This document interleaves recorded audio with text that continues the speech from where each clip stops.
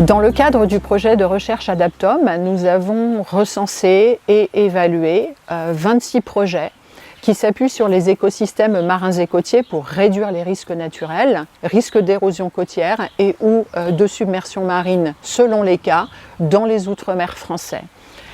Parmi ces 26 projets, 5 ont été déployés sur la Réunion et 4 projets portent spécifiquement sur les techniques de restauration de la végétation indigène et endémique du littoral. Ces projets ont été mis en œuvre pour contrôler l'érosion côtière. Ils ont été impulsés à partir des années 1990 et 2000 par 2 acteurs opérationnels pionniers dans ce domaine. D'une part, le Centre d'études et de découverte des tortues marines, qui avait pour projet de recréer des plages de ponte à La Réunion, et d'autre part, par l'Office national des forêts, en charge de la gestion d'une grande partie du littoral. Ces projets ont ainsi permis de développer des innovations techniques qui sont au nombre de 4. Donc d'abord d'identifier les cortèges d'espèces et les séquençages d'espèces qui sont bien adaptés au littoral et qui peuvent rendre ce service de protection côtière en interceptant, en fixant les sédiments et donc en permettant du même coup l'exhaussement des crêtes de plage ou le redéveloppement des dunes. Le deuxième type d'innovation technique, c'est la mise en place d'une chaîne d'intervention complète depuis la production des jeunes plants en pépinière jusqu'à leur réintroduction dans le milieu, leur entretien et leur suivi sur le long terme.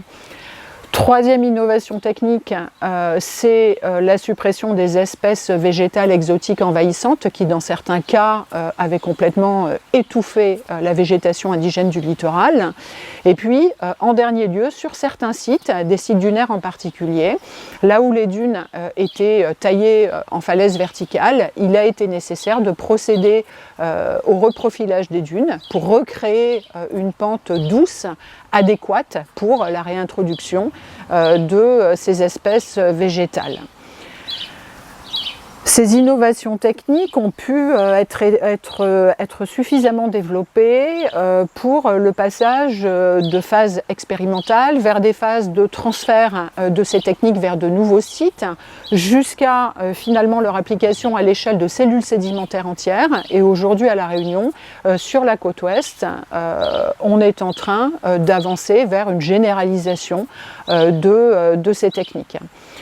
À côté de ces innovations techniques qui sont prometteuses, on peut noter que ces projets ont permis de mobiliser, de structurer une communauté de pratiques autour de ce projet, de porter des solutions fondées sur la nature, ce qui favorise les partages d'expériences et a permis de manière plus globale de renforcer la capacité d'adaptation du territoire à partir de l'utilisation des services écosystémiques. Le troisième bénéfice, et c'est aussi une innovation, c'est celui qui a consisté à impliquer la population, en particulier les plus jeunes, les scolaires qui ont été partenaires de la plupart de ces projets, pour faire en sorte d'acculturer le grand public à ces solutions et pour lui permettre finalement de s'impliquer et d'être lui aussi porteur de l'adaptation des territoires de demain.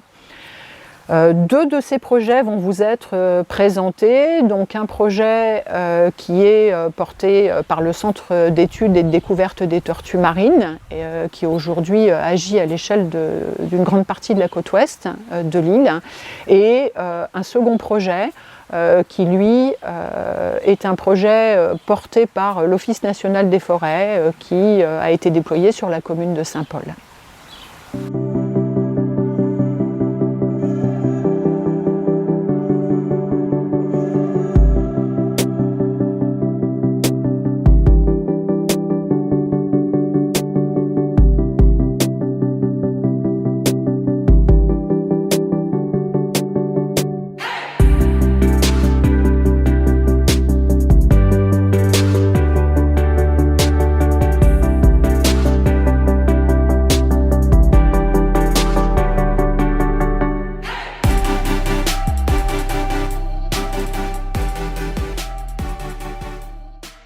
À La Réunion, très peu de tortues pondent aujourd'hui, alors qu'avant il y en avait énormément, avant l'arrivée de l'homme par exemple, en tout cas au début des premiers navigateurs.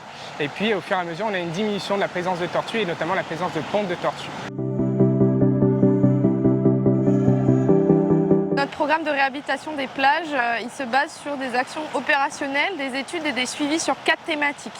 On a la lutte contre les espèces végétales exotiques envahissantes, où on vient après introduire des espèces locales, indigènes et endémiques pour participer à la théorie de la plume olfactive.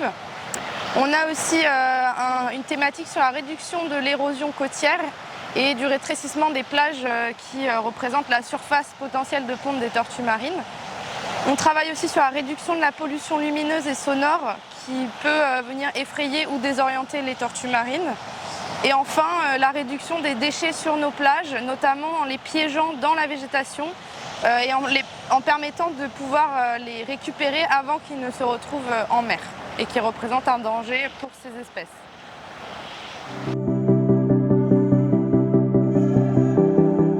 Donc le programme de réhabilitation et toutes ces thématiques sur lesquelles on travaille nous permettent de répondre à des enjeux tels que le retour en ponte des tortues marines à La Réunion, le retour de la biodiversité et le renforcement de cette biodiversité littorale et régionale.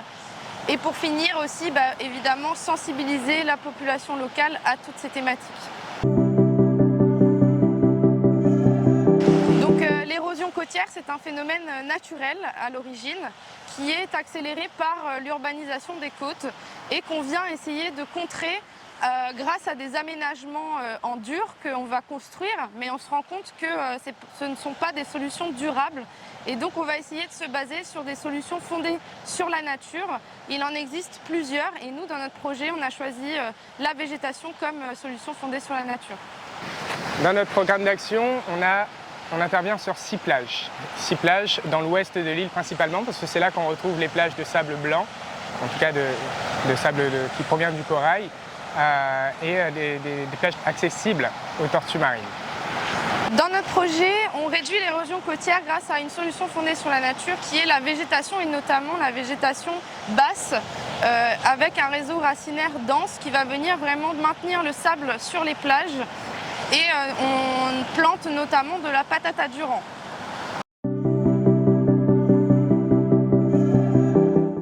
Et à ce jour, au vu du moins des dynamiques paysagères, de la croissance des plants, du taux de survie des plants, et puis de l'acceptation sociale finalement du projet auprès de la population locale, on a un sentiment finalement que les choses vont bien, enfin en tout cas ça fonctionne et ça nous motive finalement à continuer et à mettre encore plus d'efforts dans les opérations pour pouvoir atteindre finalement nos objectifs.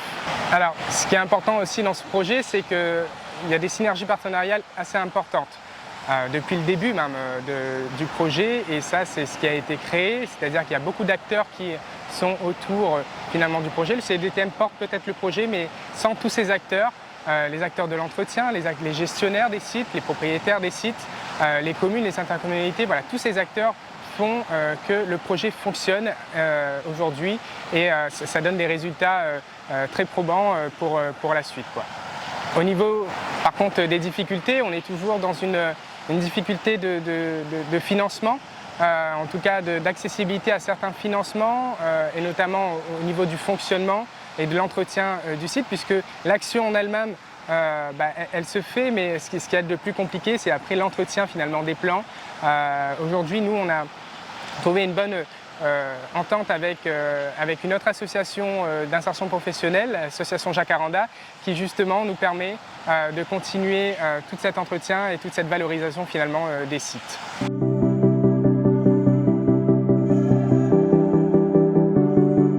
Alors pour la suite, l'idée c'est de maintenir les efforts, continuer finalement nos actions, alors les actions de lutte, les actions de plantation aussi, puisqu'on va amener des regarnis.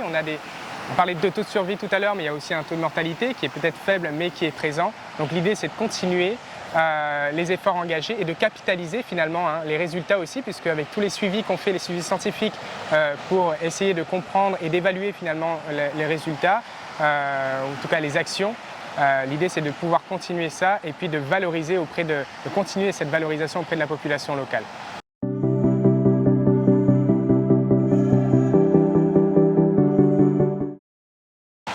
Alors, le projet de réhabilitation, finalement, on a commencé par une plage, puis deux, et aujourd'hui on est à 6 plages. Donc finalement, il est répliqué sur plusieurs plages au sein de la Réunion. Avec le recul qu'on a et l'expérience finalement d'action qu'on a sur ces 6 plages, je pense qu'il y a possibilité justement de continuer, voire d'agrandir les sites et d'investir d'autres plages accessibles aux tortues, potentielles pour les pontes. Et alors, à la fois local, mais aussi d'exporter le savoir-faire et nos connaissances au niveau régional, voire international, avec les relations partenariales qu'on peut avoir avec les autres associations ou les autres acteurs finalement de la protection des tortues et aussi de la réhabilitation du littoral.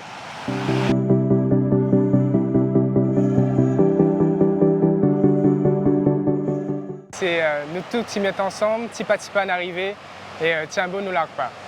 Ce qui est intéressant de savoir, c'est que notre projet actuel, qui permet justement de maintenir le programme, s'appelle Tiambo. Donc là, nous mettre ensemble et nous ça va et un jour on est arrivé, quoi.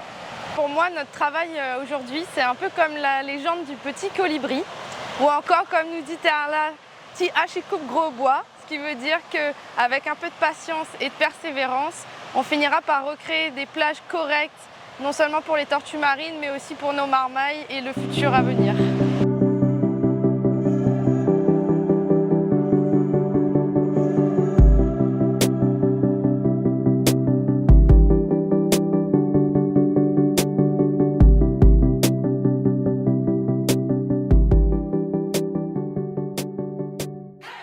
À l'origine, ici, la portion de côte présentait un faciès d'érosion avec des philao qui se déracinaient et des espèces exotiques envahissantes, comme ici en particulier le Prosopis juliflora, les épinards. Le ministère de l'Environnement a lancé en 2019 un appel à projet qui consistait à répondre par des solutions fondées sur la nature pour adapter les territoires littoraux face au changement climatique et aux problématiques d'érosion côtière. Et la commune de Saint-Paul, en partenariat avec l'Office national des forêts, ont répondu à cet appel à projet et ont proposé ici de réaliser des travaux de restauration d'une portion de plage de sable noir afin d'éliminer les espèces exotiques et de restaurer la végétation indigène d'origine.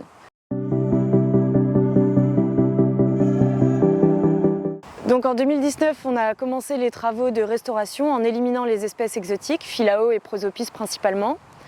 Donc on les a coupées, dessouchées et broyées. La deuxième étape, ça a été d'attendre une année afin de voir comment le site réagissait. Et à cette occasion, les espèces herbacées et lianescentes sont arrivées naturellement. Les espèces herbacées indigènes comme la liane patata durand, le chien dent, Cynodon dactylon, et plein d'autres espèces herbacées indigènes. Ensuite, les travaux de plantation ont été réalisés en partenariat avec une association qui s'appelle le CEDTM, le Centre d'études et de découverte des tortues marines, afin de sensibiliser les jeunes, le public. Donc, ils ont encadré des équipes scolaires, des enfants qui sont venus planter une partie des plants ici sur site. Voilà, l'autre partie a été réalisée par l'Office national des forêts et les plants avaient été produits en pépinière par l'Office national des forêts également. Donc on trouve en particulier le mauva, le porcher, le veloutier bord de mer. Donc voilà, c'était une palette végétale qu'on trouve sur toutes les côtes des îles de l'océan Indien, Maurice, Rodrigue, Comores, Madagascar, La Réunion, Seychelles. Et voilà, ces espèces-là, on les a replantées en haute plage afin de reconstituer la strate arbustive qu'on trouverait naturellement sur la côte. Déjà, on a remarqué avec optimisme que dès le retrait des espèces exotiques, la végétation indigène herbacée est revenue d'elle-même naturellement par le simple fait d'enlever la concurrence exotique que constituaient les philao et le prosopis, et en remuant un petit peu le sol, toute la banque de graines s'est exprimée.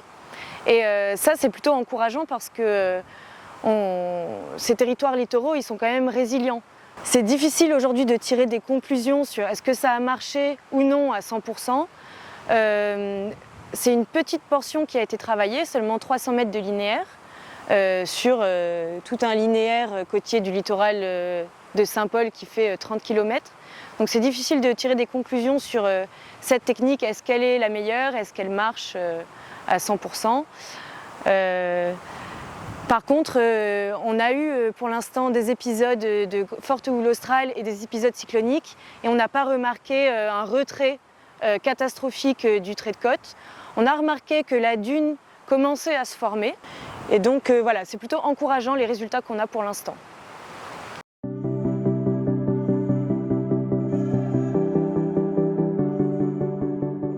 On travaille en ce moment à répliquer ce type d'opération sur une deuxième portion de plage, donc un petit peu au sud de la parcelle aujourd'hui sur laquelle on est. Donc voilà, ce sont encore des opérations qui se mènent en concertation et en partenariat avec tous les autres partenaires qui sont acteurs du territoire ici à Saint-Paul. À l'époque, la plage était un site de ponte. Depuis plusieurs années maintenant, on n'observe pas de ponte sur la plage de Saint-Paul, mais voilà, on a espoir qu'en travaillant avec les partenaires et en continuant ce type d'opération à déployer sur l'ensemble du linéaire côtier, qu'on arrive à avoir de plus en plus de pontes de tortues marines, par exemple.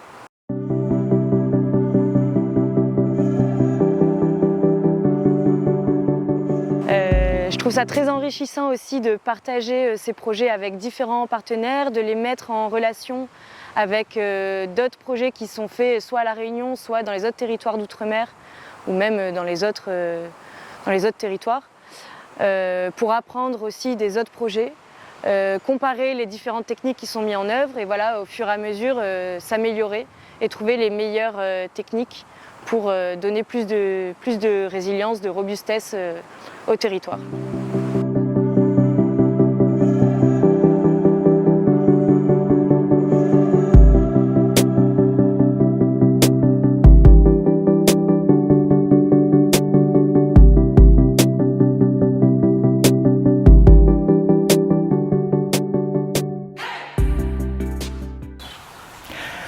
Maintenant que ces deux projets d'adaptation côtière fondés sur les écosystèmes vous ont été présentés, je voudrais revenir sur une question qui est importante.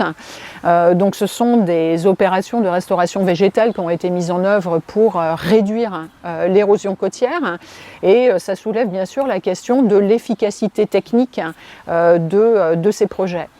Alors est-ce qu'on peut aujourd'hui répondre à cette question? Est-ce que c'est efficace? Est-ce que c'est déjà efficace pour prendre le contrôle sur l'érosion côtière?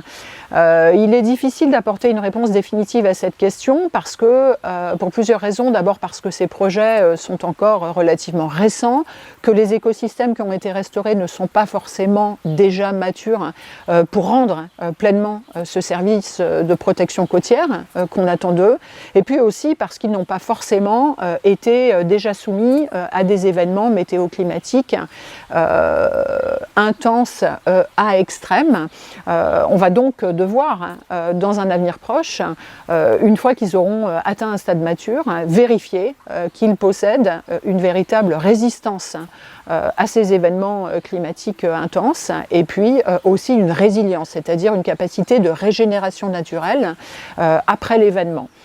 Pour ce faire, il est important, à La Réunion comme ailleurs, de passer du stade actuel dans lequel l'ensemble des suivis sont des suivis écologiques qui portent sur le contrôle du taux de survie des jeunes plants qui ont été réintroduits dans le milieu et puis aussi sur un suivi de leur taux de croissance. Il va falloir passer de ces suivis écologiques à des suivis géomorphologiques, mesurant donc la capacité de ces écosystèmes restaurés à intercepter les sédiments, à les fixer sur le littoral, à générer un exhaussement de la crête de plage ou de la dune qui pourrait permettre au système plage-dune de s'ajuster à l'élévation du niveau de la mer et donc d'avoir une véritable efficacité en termes de risque, non seulement à travers la limitation de l'érosion, mais aussi, et ces deux risques fonctionnent ensemble, à travers une réduction du risque de submersion marine. Aujourd'hui à La Réunion, un grand projet est en train de se mettre en place, qui est donc un projet de création d'un observatoire du littoral, qui donc offre une opportunité absolument majeure pour opérer finalement cette transition vers des suivis de l'efficacité technique de ces techniques de restauration végétale. Et un observatoire est typiquement un outil qui est bienvenu pour effectuer ce type de travail, puisqu'on sait que dans le cadre des appels à projets qui souvent financent ces opérations de restauration végétale, les suivis, quand ils sont réalisés, dans le meilleur des cas, le sont sur 3 à 5 ans. Or, pour vérifier l'efficacité d'un écosystème, on a besoin de suivi de long terme et à ce titre, les observatoires qui ont précisément pour vocation d'être pérennes sont les outils bienvenus.